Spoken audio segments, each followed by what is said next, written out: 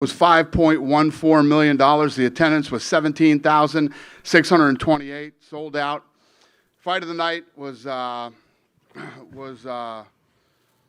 Eric Anders and Andre Oliveira. Won performance of the night, obviously.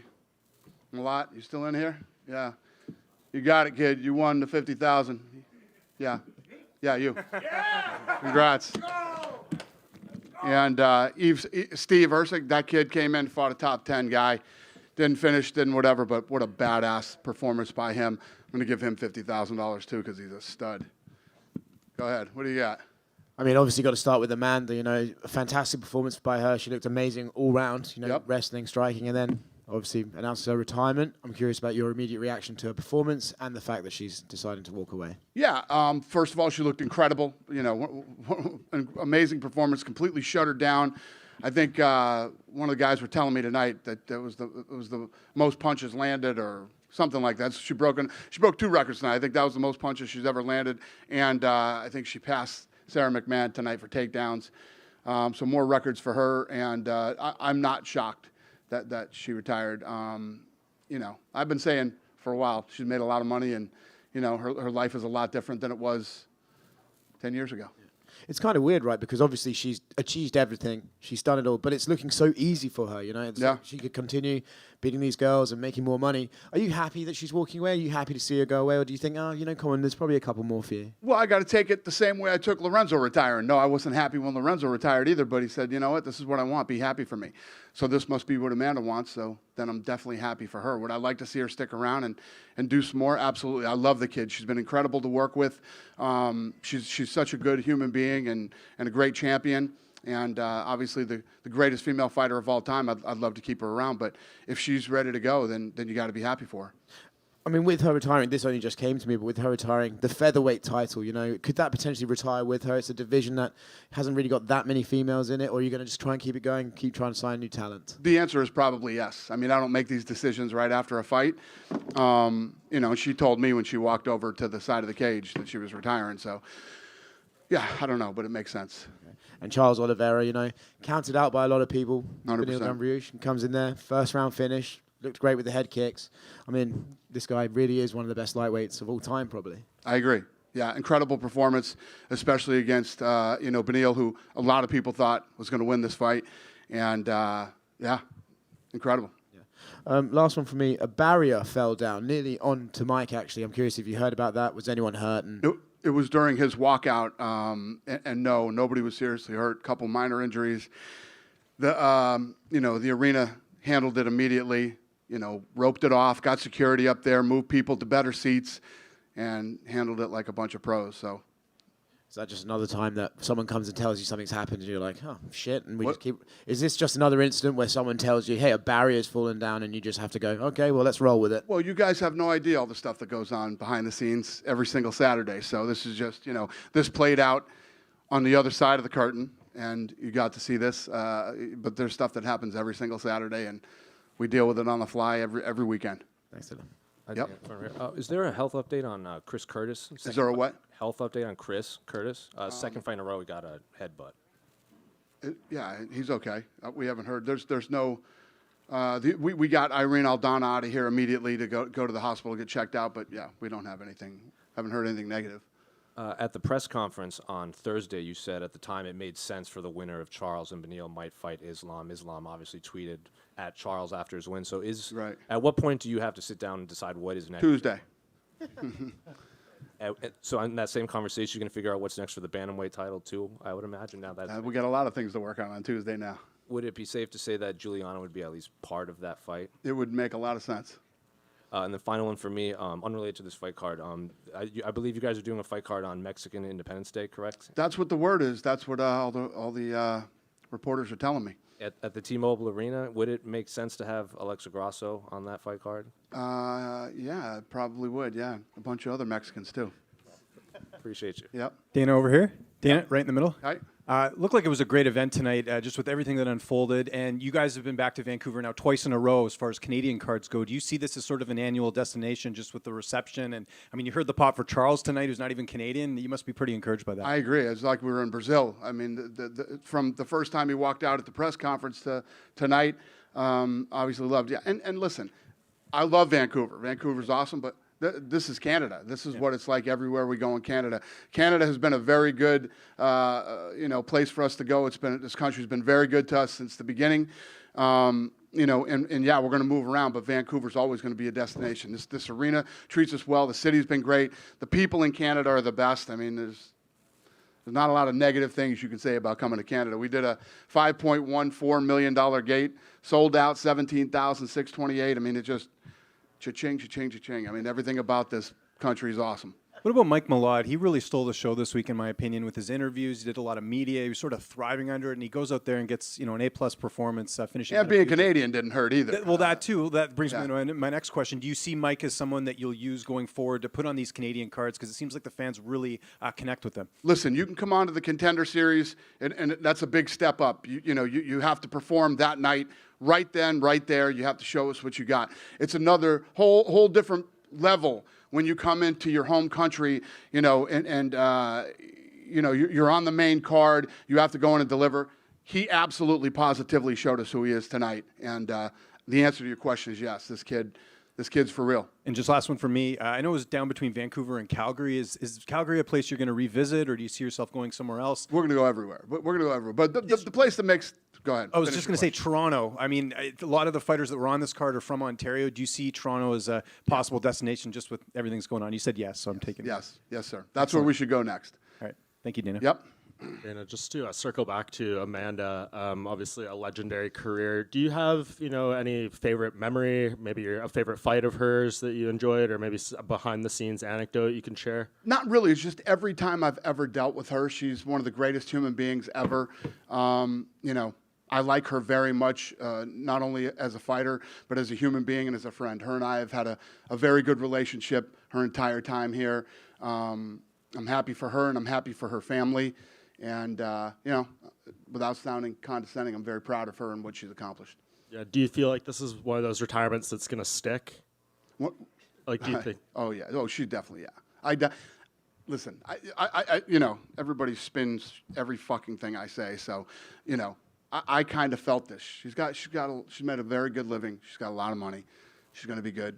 And I think you asked me, it was like, you said something like, why now when she looks so good and whatever. She looked great and she came out and performed, but I think it's all the things before you get here tonight, you know what I mean, that you have to go through and that you have to do that has made her decide to retire, in my opinion. But she'll be out here in a few minutes. You can ask her, what the hell do I know? Right. And going back to Charles as well, first fighter to reach 20 finishes in the UFC, which is just a remarkable accomplishment. Like, can you maybe put into context how phenomenal that is, and just to have a guy who's been doing this for almost 13 years in the UFC at this level, 2 weight classes, and just accomplishing all he has? Yeah, and if you look at how that guy turned his career around, from like 2016 to today, he's a completely different fighter.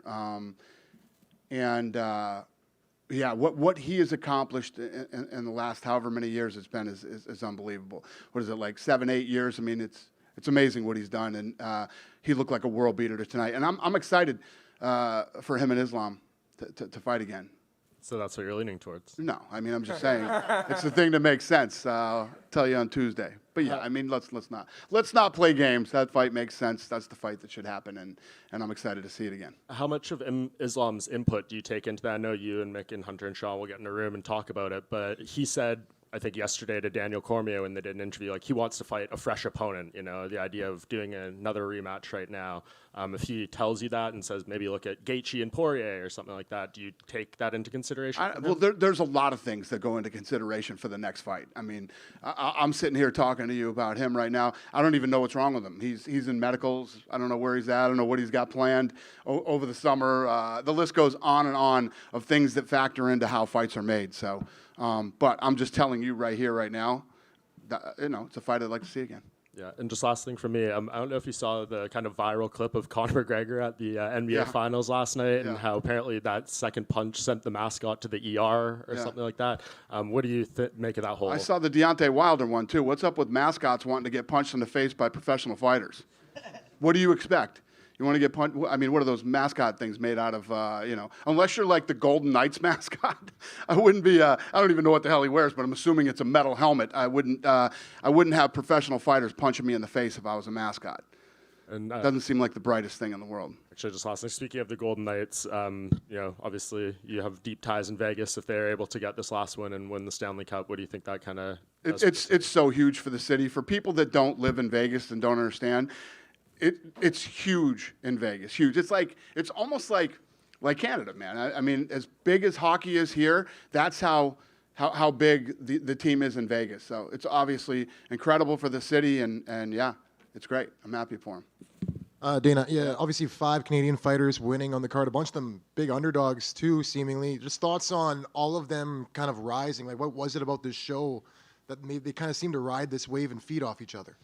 I felt like, and I don't know if you guys felt it, I don't know how long you guys have been in town, some of you are from here, but there was a good buzz and energy this whole week here. The press conference was awesome, the weigh-ins were awesome, and then, obviously the energy tonight. And, Canada has always been a place where there's been tons of talented fighters. We went through a little bit of a drought there after GSP, but Canada is back on the rise, so everybody showed up and performed tonight.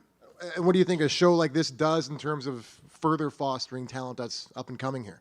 Yeah, it's what I've said since day one. When you go in and you put on a live event, there's this explosion of, people start to train, people start to, these young kids start doing mixed martial arts. And, it happened a long time ago. And a lot of these kids that you're seeing today have been training for years. But the business goes like this when it comes to talent in different markets.